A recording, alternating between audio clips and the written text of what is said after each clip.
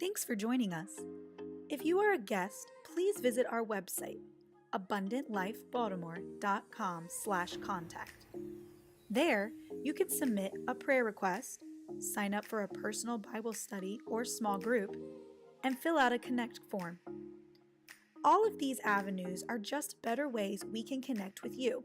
So please visit abundantlifebaltimore.com/contact. Also, we send weekly email updates on Thursdays. If you didn't receive an email this past Thursday, please reach out to our church office so you can receive communication from us. Abundant Life members have many pathways to give. One way is by visiting our website at abundantlifebaltimore.com/giving. You can text any amount to 84321, or you can mail checks to Abundant Life Church at 9629 Philadelphia Road, Suite 140, Baltimore, Maryland 21237. We encourage you to be a part of the live stream by either posting comments or sharing it with friends and family. Again, thank you so much for joining us. Welcome, everybody, to Teach and Talk as we embark on December's edition.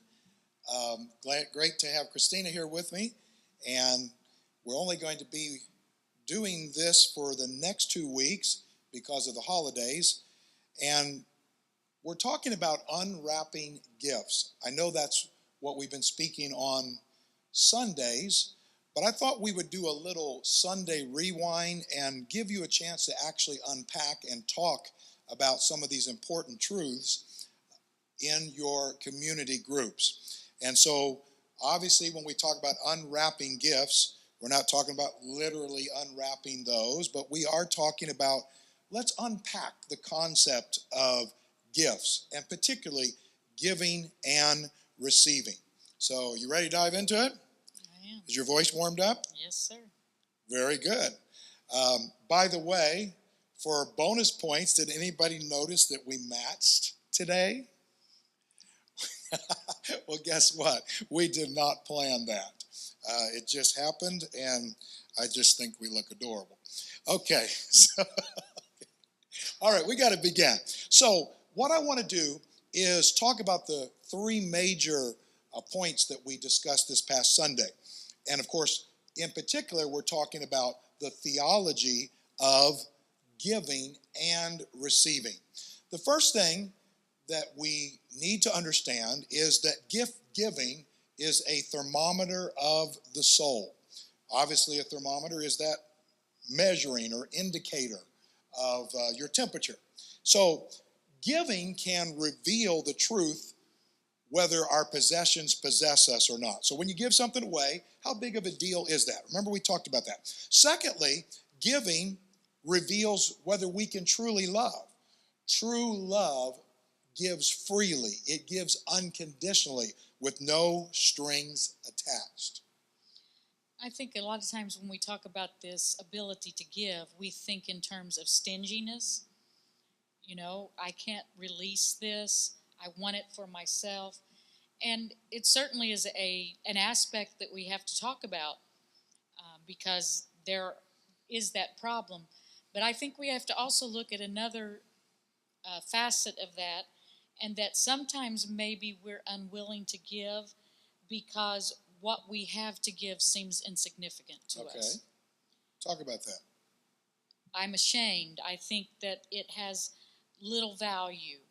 And so I hide it or withhold it, not out of greed or stinginess, but out of what difference will it make anyway?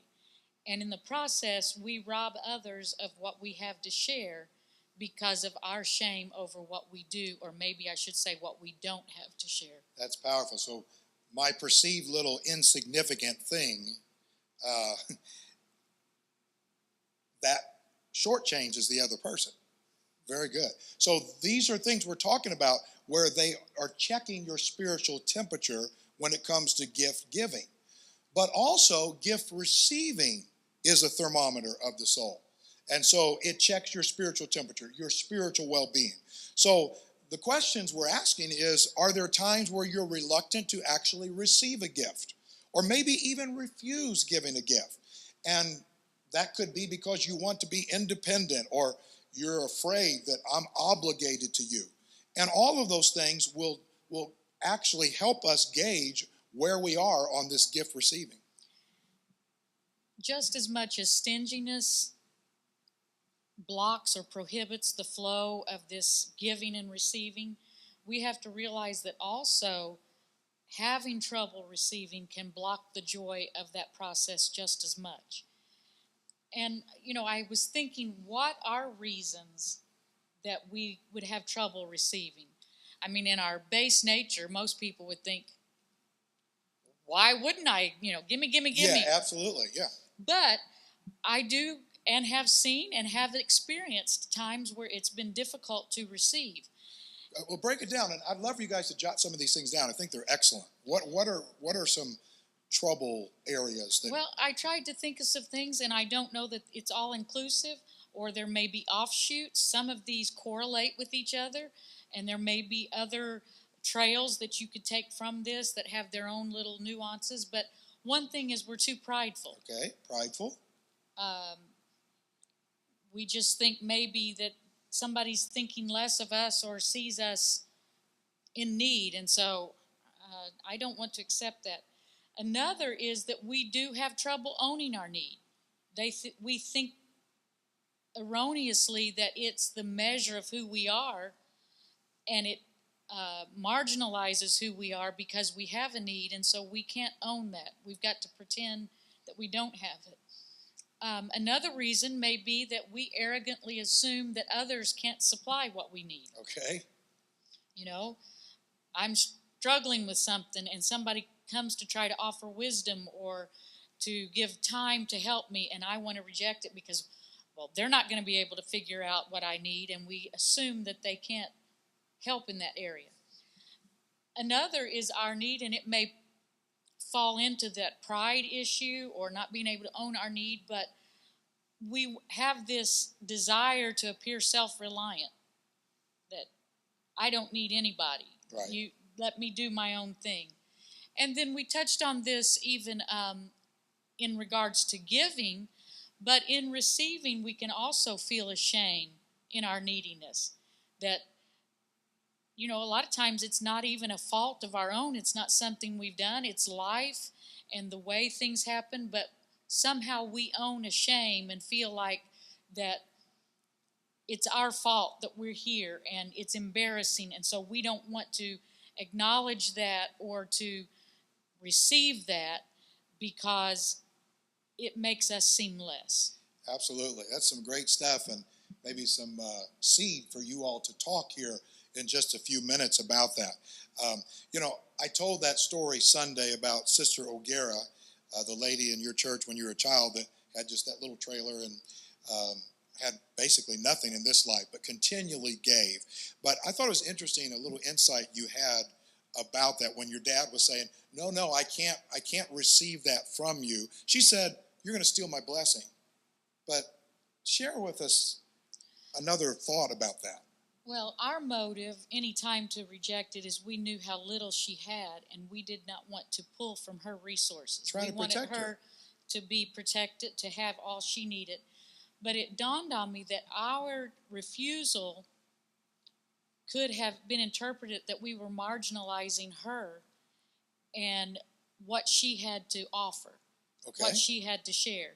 And she said, you're taking my blessing, but in some ways it could be we're making the decision that you don't have anything to give. So really just kind of discounting the gift she had. Mm-hmm.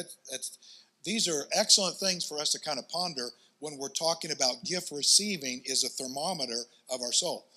Now, the other thing that we talked about was giving and receiving gifts are barometers of the soul. So now we're talking about not just gauging the temperature like a thermometer, but actually gauging our future, because we understand that a barometer is used to forecast the weather, the pressure. And so giving and receiving will tell you not just where you are right now, but it can help you on what direction am I going. And I think it comes down to it.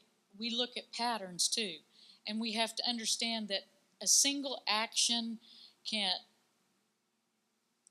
determine our entire future. Absolutely. But the problem is, each time we make a decision in a direction, it can set patterns, behavioral ideas, perspectives that become entrenched and become habits that certainly do then tell where we're going to go and predict, or not even predict, but they end up being A trajectory. yes, of where we head, because the more we make decisions, whether based on greed or pride or selfishness, then we entrench those values and those decisions within our life, and it can then make us what we become. Absolutely. And that's where I've been passionate about this series. Is I'm with you that we're not trying to gauge every thought or every reaction, but I think this discussion will help us to kind of just put a little flag there at that giving and receiving. How I do those two things will actually gauge not just right now, but what trajectory am I on, because I truly want to be like Jesus. So wrapping all of these things up, giving in its purest form, gifts, I should say, are sacraments of goodwill. In other words, when I use the word sacrament, you think communion or etc. I am talking about there's an imparted grace that takes place when I give to you and when I receive from you. It's kindness. It's free of this desire for personal gain, or I should say relatively free, because I know we're not perfect, but we're not looking for public approval. That the gifts come from the heart, and we're not expecting anything in return. We're not going to even write your name on the board if you didn't thank us. It's just saying you're a special person. Well, and when we give with the expectation of something in return, I think it ceases to be a gift. Mm-hmm. It becomes a transaction. Right. And so if we're truly given, it's out of our heart. It's something that we just desire to do for the good of someone else without any strings attached. I gave you this gift, but I want you to use it this way. Yes. I want you to respond this way. All of that has to go by the wayside if it's just a pure motive from our heart. That's beautiful. So with that Sunday Rewind, let's just get in for a few minutes about, we're talking about the theology of giving and receiving. What's the practice of it? Let's get into some practical things. And I think the first thing you have to understand is gift giving and receiving, it begins with ourselves. In other words, Paul even taught this in 2 Corinthians chapter 8, verse 5. He said, and they exceeded our expectations. They gave themselves first of all to the Lord, and then by the will of God also to us. So we have to understand that when we're generous, it starts with our own self-sacrifice. And then it's almost like it's a paradox. It leads to being rich in the things that matter when I'm willing to give of myself. Well, and everything that we do in spiritual disciplines, in our life of dedication to God, it goes back to our being able to put ourselves in His hands, to totally trust His principles, and to believe in them. And it's not measured in the world's standard, in the world's arithmetic, but I trust Him and His principles are true. That's why He can say, present your bodies a living sacrifice. That's why He says all the law and the prophets hang on. Love the Lord your God with all your heart, mind, soul, and strength. Love your neighbor as yourself. And if we do that, if we truly have given ourselves to that, and we can put ourselves in God's hands, then it's much more easy of a task to release what's in our hands. Beautiful. Because when we give ourselves, it's already His then, that it's just a matter of letting go what we've already dedicated to Him. So true. So I hope this is helping. In a practical sense, it's got to start with you. If you haven't given yourself, then gifts are going to be very difficult to give. And then another point here, secondly, is that you can actually be creative when you are giving gifts.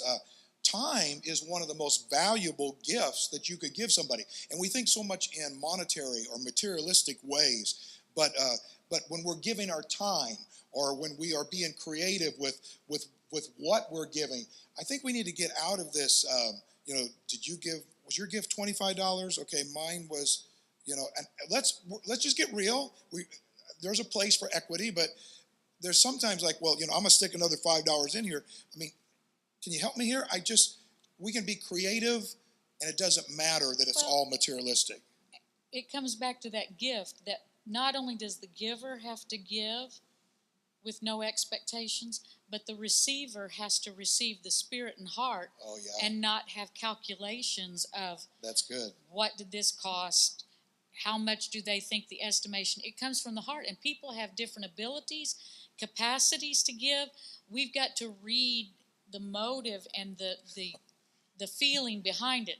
I remember that's why I was laughing. So you got to tell this story. When we were kids, of course, even at that point, our whole family, our parents didn't have a whole lot. That our gifts often involved a lot of creativity.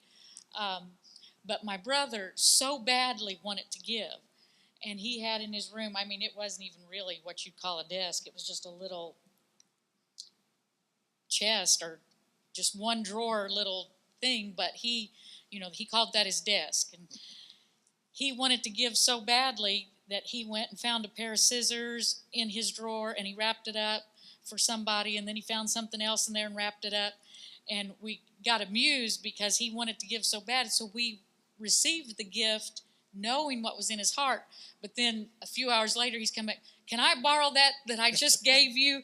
Because I need it at my desk, But you can interpret what people are trying to say, Absolutely. And it's not the amount of the gift or the extravagance of the gift, but it's what the heart is saying. This matters to me, and this is what I'm trying to do. And we have to think and receive, give and receive in creative ways. Absolutely.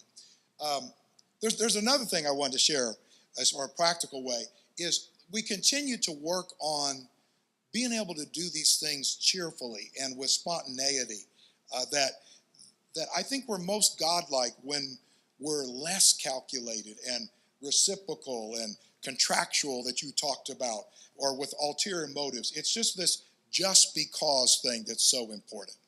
And the spontaneity, it doesn't mean that you don't plan. Of course. It takes thought sometimes. But we're not teaching against Christmas lists if they want to do that. Right. But I think it comes from that, when you feel to do it, just act on that. Absolutely. It comes from the heart instead of, oh, so-and-so gave me something last year, I better go out and get them. It's this, but it comes an outflow from the heart. Absolutely. Let me share one more about this practice and practicality of giving and receiving.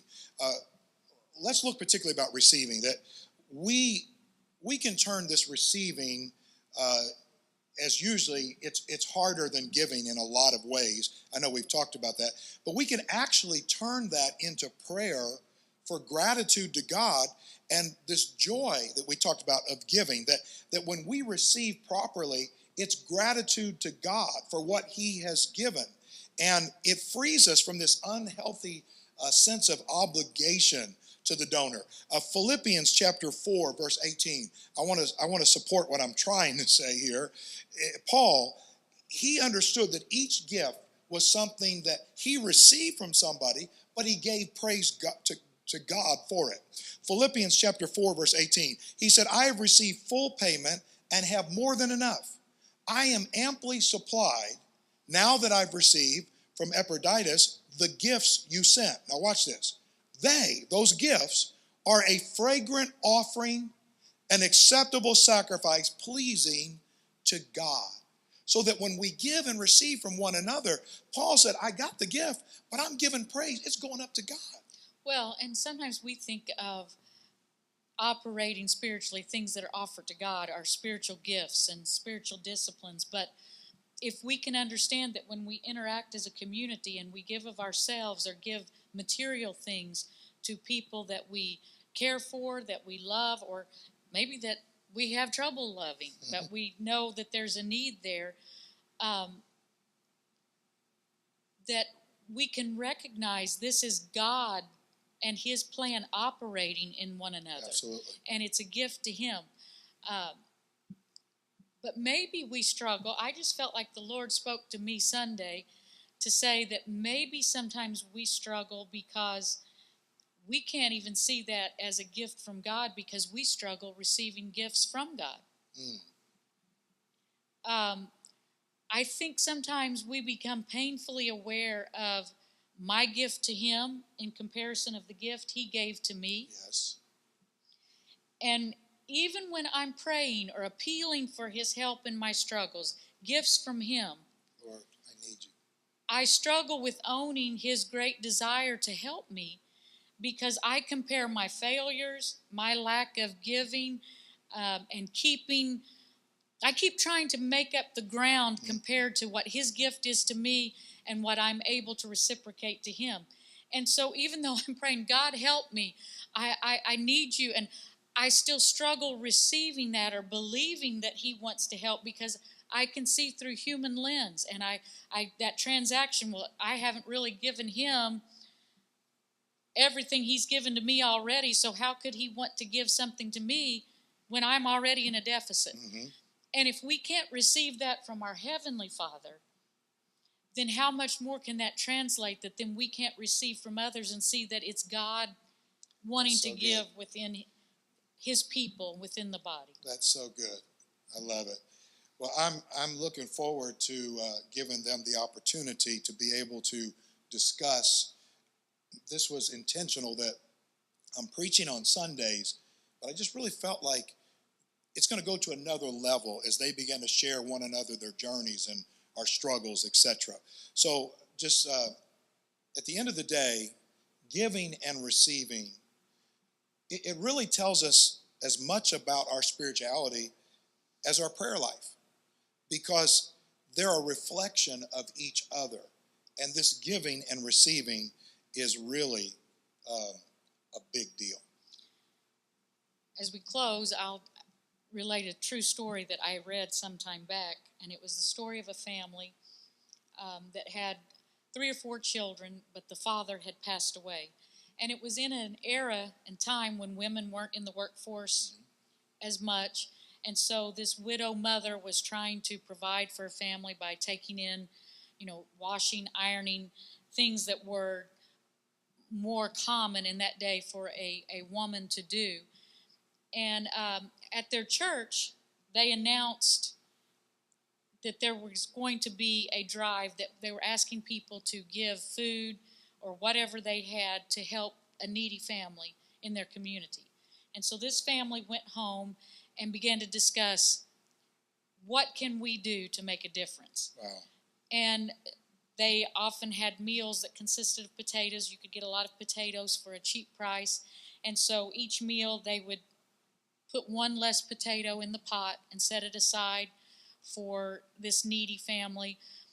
And I thought this shows so readily that they didn't say, I'm going to keep this to myself, I don't have enough, nor was there shame in what they did have to give. That's putting it all together, what we've been talking about. Let me look and see, I want to be a part of this equation. Yes. And so no matter how poor I am, how much I seem to have less, there is something I can contribute.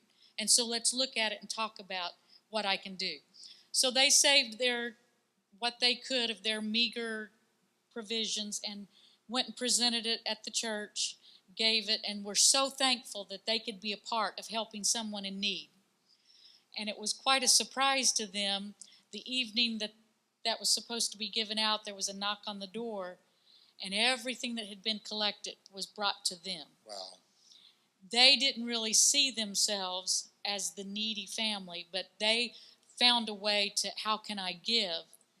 But then they were gracious enough to supply joy to the people that wanted to be a blessing, that then to graciously receive when it was delivered to their door. That is a beautiful story, and it's succinct with the elements of giving and receiving. And I just pray that we will continue to grow in this. I'm looking forward to you being able to discuss it now. Then, God willing, this Sunday we're going to share a little bit more, and then come back next Thursday in our community groups here at Teach and Talk and finish up about this giving and receiving. So God bless you, and let's have some conversation.